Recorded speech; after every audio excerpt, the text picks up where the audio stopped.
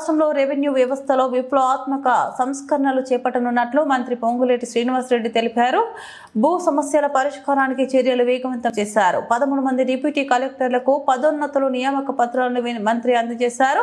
సాదా బైనామా దరఖాస్తుల పరిష్కారానికి స్పష్టమైన నిబంధనలు రూపొందించారు. 9.26 లక్షల పెండింగ్ దరఖాస్తుల పరిష్కారానికి మార్గం సుగమం చేశారు.